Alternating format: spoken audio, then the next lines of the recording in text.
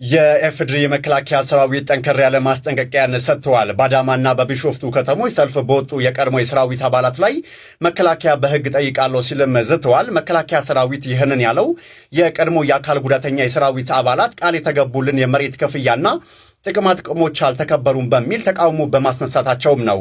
መከላከያ ከጀርባ ሆነው ለሌላ ዓላማ ጥያቄውን የሚገፉ አካላት አሉ። በመሆኑም በሰልፉ ላይ የተሳተፉና ቪዲዮን በማህበራዊ ሚዲያ ላይ ያሰራጩ ሁሉ በሕግ እንደሚጠየቁም ነው የገለጸው። ተቋሙ ጥያቄው ከጀግኖቹ ፍላጎት ውጪ ለፖለቲካ ዓላማ እየዋለ ነው ሲልም ነው የከሰሰው። የጀግኖቹ ጥያቄ ወይንስ የመከላከያ ማስጠንቀቂያ? እናንተ ምን ትላላችሁ?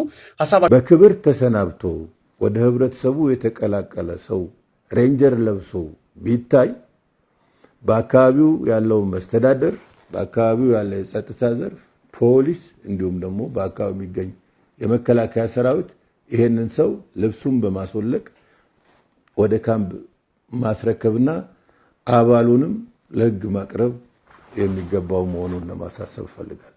የትግራይ ህዝብ በህወሓት ታግቶ መቆየት የለበትም ሲሉ ጀነራል ሳሞራ የኑስ አስጠነቀቁ። ጀነራሉ የቀድሞ አመራር ወደ ስልጣን ይመለስ የሚለውንም ውሳኔ አጥብቀው ተቃውሟል። ጀነራል ሳሞራ ለወጋህት ጋዜጣ በሰጡት ቃለ ምልልስ ላይ የትግራይ ህዝብ የህወሓት የትግል ንብረት አይደለም፣ በፓርቲው ታግቶ መቆየት የለበትም ነው ያሉት። ከዚህ በላይ ይህንን ውሳኔ ያሳለፉት ከመቶ የማይበልጡ ሰዎች ናቸው ሲሉም በቁጭት ተናግሯል። ውሳኔውም የተላለፈው አመራሮቹ ከተጠያቂነት ለማምለጥ የሸረቡት ሴራ ነው ብለውታል።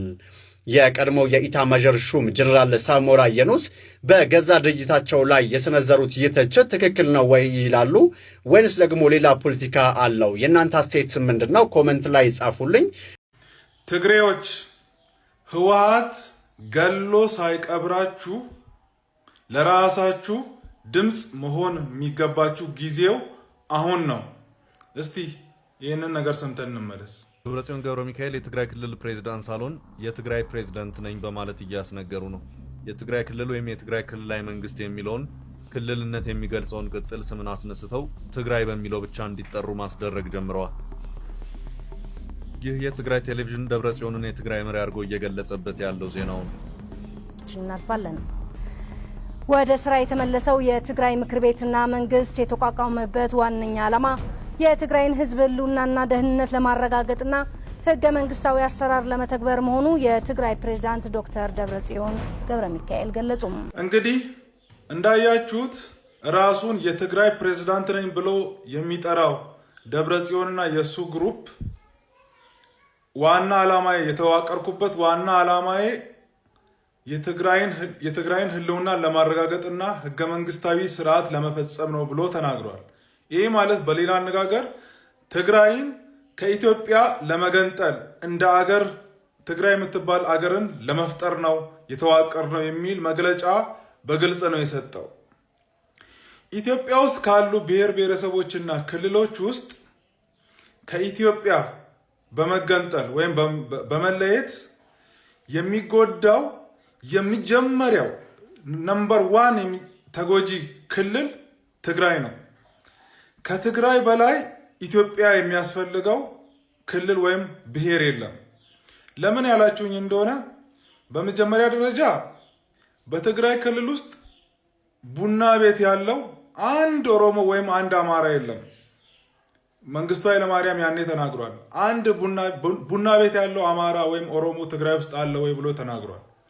እንዳለ ከትግራይ ክልል ውጪ ግን ብዙ ሀብት ያፈሩ በመቶ ሺዎች ወይም በሚሊዮን የሚቆጠሩ ትግራውያን ግን ከትግራይ ክልል ውጪ አዲስ አበባ ላይ እና በሌሎች ክልሎች ውስጥ የሚኖሩ ሚሊዮነር የሆኑ ብዙ ሀብት ያፈሩ ትግራውያን ግን አሉ።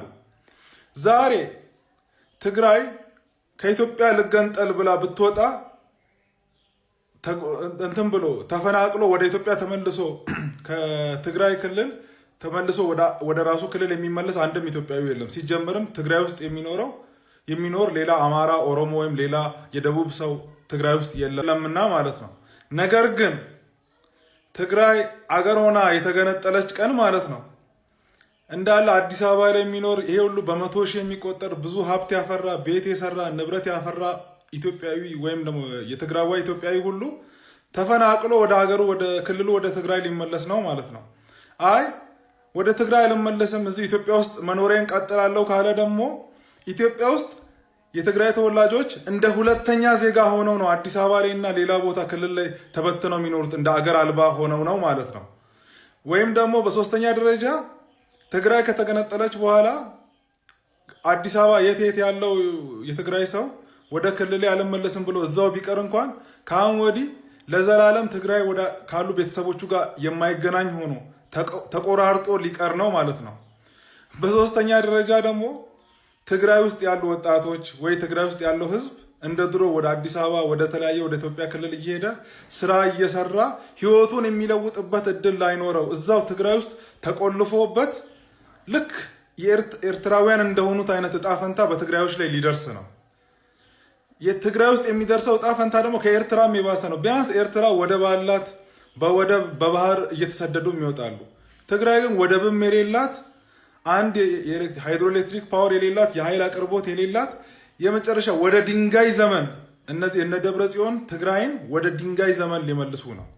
በመሆኑ እያንዳንዳችሁ የትግራይ ተወላጆች ለማንም ለኢትዮጵያ አዝናችሁ ሳይሆን ለራሳችሁ ስትሉ ህወሓትን እቃወማለሁ፣ እኛ ከኢትዮጵያ ጋር አንድ ሆነን መኖር ነው የምንፈልገው፣ መገንጠል አንፈልግም እያላችሁ ስልካችሁን እያነሳችሁ ቪዲዮ እየሰራችሁ ቻሌንጅ ጀምሩ።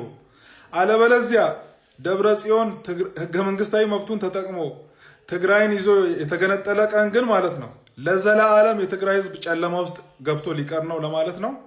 አመሰግናለሁ። የትግራይ ጉዳይ እንዴት ሊሆን ይችላል?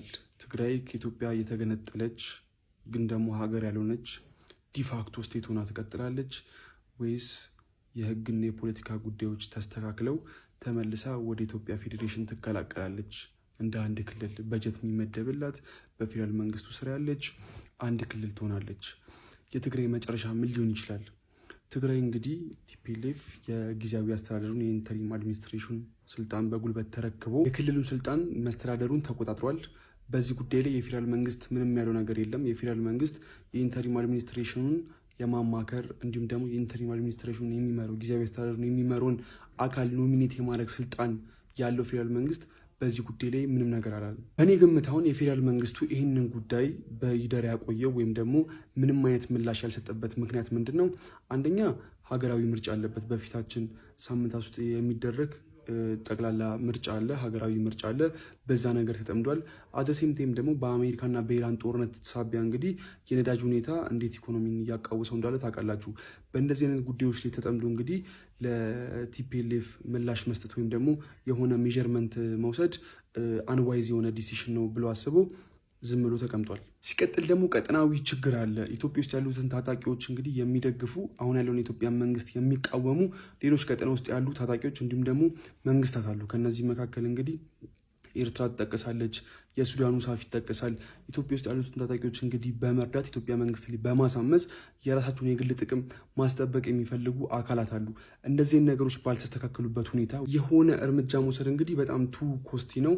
ሁማኒታሪያን ክራይሱንም መቆጣጠር ወደማይቻልበት ደረጃ ሊደርስ ይችላል። ምክንያቱም ከ20 እስከ 22 በነበረው ጦርነት እንግዲህ ምን ያክል ህዝቡ የትግራይ ህዝብ እንደተጎዳ ክራይስ ውስጥ እንደገባ ታውቃላችሁ። አሁን ከ4 እና ከ3 ዓመታት በኋላ እንደዚህ አይነት ጦርነት መጀመር እንግዲህ ቶታሊ ህዝቡን ወደማይቋቋምበት ችግር ውስጥ መክተት ስለሚሆን ነገሮችን በረገበ መንፈስ ለመምራትም ሊሆን ይችላል። ሲቀጥል ደግሞ ኢትዮጵያ ውስጥ ያሉትን ታጣቂዎችን ኢትዮጵያ ውስጥ ያሉ ታጣቂዎች ብቻ ማድረግም አንዱ ስራ ነው። ምክንያቱም ኢትዮጵያ ውስጥ ያሉ ታጣቂዎች ሌላ ኮኔክሽን ካላቸው፣ ሌላ ኔትወርክ ካላቸው ቀጠና ውስጥ ከእነሱ ጋር የሚደረግ ጦርነት እንግዲህ ቀጠናዊ የሚሆንበት እድል ሊፈጠር ይችላል። ስለዚህ ኢትዮጵያ ውስጥ ያሉ ታጣቂዎችን ከሌሎች ሀገራት መንግስታት ጋር ደግሞ ታጣቂዎች ጋር አብሮ እንዳይሰሩ ማድረግም አንዱ ትልቅ ስራ ነው ብዬ አስባለሁ። በዚህ ጉዳይ ላይ ሀሳብ ካላችሁ ኮመንት ስራ አስቀምጡልኝ።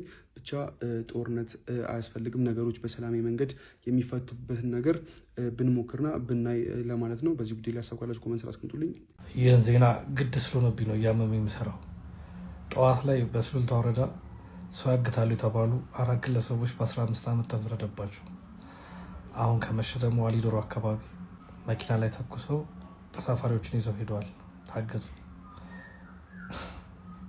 እስከ መቼ ነው የምንወሻሸው? ማለት ህዝብ ውስጥ ያለው አጋሽ ምናምን አወጣችሁት። ዋናዎቹስ እኔ እዛ አካባቢ ስራ ሰው ስለሆንኩ ነው፣ ሁሉንም ነገር ስለማቅ ነው። እና እባካችሁ በቃ ለዚህ ህዝብ ሰላም ስጡት። በቃ ምንም አታርጉለት። ልማቱ የሚቅርበት ምን የሚቅርበት፣ ግን በቃ ሰላም ብቻ ሰላሙን ጠብቁለት። ማለት ይከብዳል። እንደዚህ የማስመሰል ዜናዎችን ማቅረብ ይከብዳል። በስጋት ነው የምንሄደው። እዛ አካባቢ ሄደን ካወቅን ቤተሰብ ከጠየቀን በጣም ረጅም ጊዜ ነው። እያመመኝም ቢሆን ግን እውነቱን መናገር ስላለብኝ ነው። በቃ ህዝቡ ተሰቃይቷል፣ ይበቃዋል። በውሸት ዜና አደልሉት። በቃ ጀስት ሰላሙ ስጡት። 40 እና 50 ኪሎ ሜትር ሰላም ማስጠበቅ ያቃተው መንግስት አረ ነው እንዴት እንደሚሆን ፕሊስ፣ በቃ ያን ህዝብ ተዉት፣ ተፋቱት። አንተ ሚሊተሪ ስትለብስ ለማስፈራራት ለማስሸበር ወይም የሆነ ጥቅምን ለማግኘት ብለህ ነው ሚሊተሪ ለብሰ ሰፈር ውስጥ የምትዞሩ። ወታደር ግን ሚሊተሪውን ስለብስ አጥንቱን ከስክሶ ደሙን አፍስሶ ነው ሚሊተሪውን የለበሰው ከማሰልጠኛ ጀምሮ። ከዛ ወጥቶም ስለብስ ለመስዋዕትነት የተዘጋጀ ለማንኛውም በአገሩ ለሚመጣ ነገር ዋጋ ለመክፈል ነፍሱን መተካ የሌለው ነፍሱን መስዋዕትነት ለማድረግ ነው ሚሊተሪ የሚለብሰው። አንተ ግን በየሰፈር እየዞርክ ወይም የሆነ ነገር ለማድረግ የሆነ እውቅና ለማግኘት የሚሊተሪን ቲሸርቱን ለብሳችሁ የተለያየ ነገሮችን የምታደርጉ የተለያየ ነገሮችን የምትሰሩ ወጣቶች ራሳችሁን ብትጠብቁ በጣም መልካም ነው። ምክንያቱም ይሄ ሚሊተሪ በደም ነው የመጣ ለመስዋዕትነትም ነው እኛ ጋር የምንለበሰው። ይሄን ለብሶ ሰርግ ቤት የሆነ መዝናኛ ቤት የሚገባ የለም፣ ወደ ጦርነት ወደ ተለያዩ ግዳጆች የሚሄድ እንጂ ገባ። ስለዚህ ለሚሊተሪ ክብር ይኑር። አገር የምትወድና አገር የምታከብር ከሆነ ለሚሊተሪ ክብር ይኑር። ማንኛውም ሰው ለብሶ ከተገኘ በስርዓት እንደሚቀጣም ታውቃላችሁ። ካሁን በኋላ እሱም የሚቀጥል ይሆናል። መልካም ጊዜ ይሁንላችሁ። ሼር ኮፕሊንክ እያረጋችሁ ለእንደነዚህ አይነት ሰዎች አድርሱልኝ። መልካም ጊዜ